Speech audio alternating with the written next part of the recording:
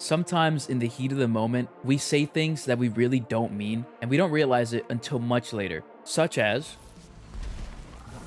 he shows up on my screen for literally like he's on my screen like for a frame, and I just die instantly because this shit is not fun. This is not fun at all.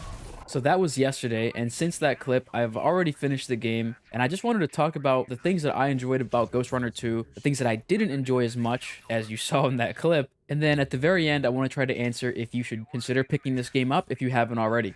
So I don't want to waste your time, we're just going to jump straight into the things that I liked about Ghostrunner 2. The first two go hand in hand, and those are combat and movement.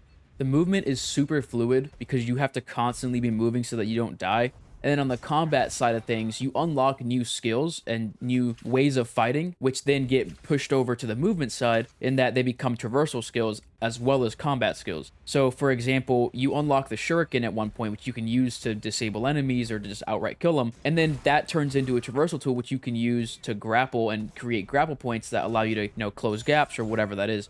In that same vein, another thing that I really liked about Ghostrunner 2 is that the movement puzzles and parkour sections are really fun and engaging, and they're varied to a degree where you're always being hit with something new. Even if you're using the same tools that you were using for the last couple of levels, they still find a way to keep things refreshing so that you aren't seeing the exact same thing 2 times in a row. And if you are, there's always some sort of twist on top of it so that it's a little bit different, which is incredibly nice. Then we have the addition of the motorcycle, which had its own section for the introduction. It was super badass. It was a lot of fun. It was a little janky, but we'll get to that in a minute. Overall, I think that the motorcycle sections were a good input so that you could, again, kind of vary things and it wouldn't get stale. With the motorcycle, you have a much more semi-open world area that you can explore and kind of get around. So it was a really nice change of pace, and I liked it a lot.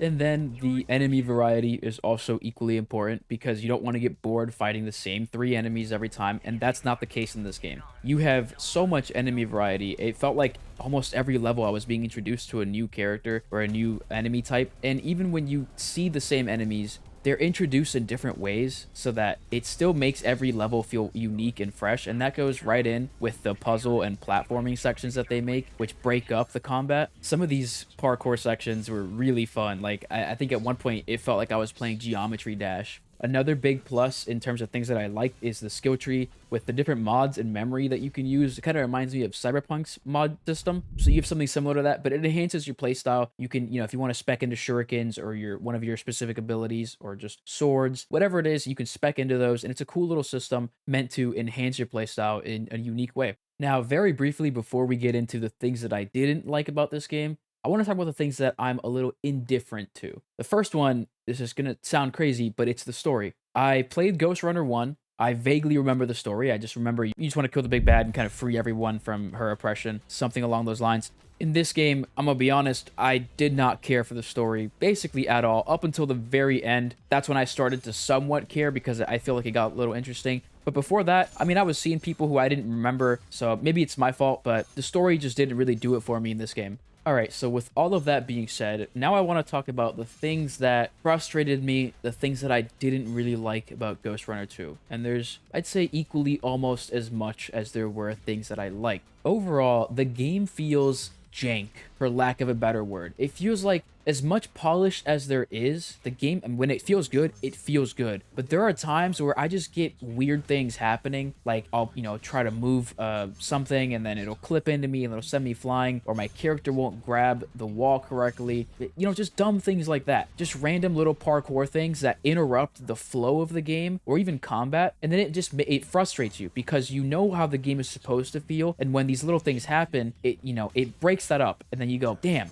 And normally these small little hiccups, I'm okay with. I play Starfield, right? I played Starfield. So I'm okay with games having issues. But when they happen so often, even if they're small, it adds up. And you start to notice it because it happens so damn much. Another thing that upset me is that sometimes it feels like my character's hitbox is like 3 times the size of my character. So, for example, these like mechs will shoot this wave at you, and even if it looks like it's gonna miss you by like 3 heads, your height or whatever, it still hits you. It doesn't make any sense to me. It doesn't look like it's gonna hit you, and then you're like, oh, okay, you're fine, and then it still hits you. I got really pissed off fighting one of the bosses because it looked like he wasn't gonna hit you, and he still hits you. Another thing is the bosses don't have proper telegraphs, so you're kind of just swinging and then hoping that you don't get hit. At least that was my experience. If I get like a frame to look at a boss and think, oh, he's gonna attack me, and just pray that I don't get hit, like that's not fun. I think the reason that this is an issue for me is that you die in this game in one hit. So if you get clipped by even a pixel, you're just done. There goes your life, and then, you know, run it back.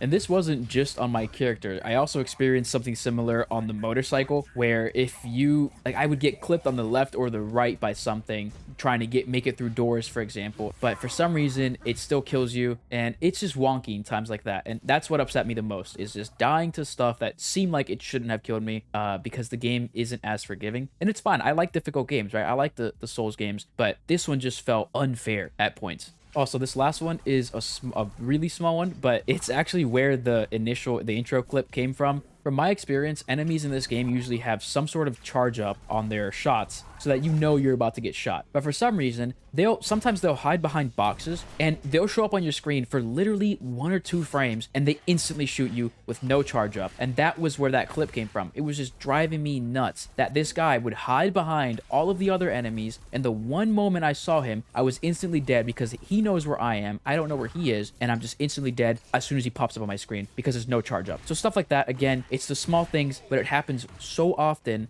that it really did detract from my experience playing this game. So overall, I enjoyed playing Ghostrunner 2 when it worked, when things weren't just being weird. I enjoyed this game. I think it's really fun. It's got that Doom kind of Quake feel to it, and you're a cyber ninja, you're wall running, you're doing all sorts of parkour. It's a good time. I definitely recommend it, but only if you can get it on sale. I don't recommend this game at full price just because of not only the issues that I had, but I finished it in sub 7 hours. I think it's too short for how much they're asking, although it is a great experience. So at the end of the day, it's your call to make on whether you want to purchase it or not. I had my issues. Maybe they won't be as bad for you. So I can't really tell you, go get this game, not don't get this game. Hopefully you can make your own decision based on the things that I said here and on my experiences. With that being said, though, if this video helped you come to a decision or you just enjoyed the video, drop a like and consider subscribing for more content like this. As always, though, thanks for watching, and I'll catch you on the next one.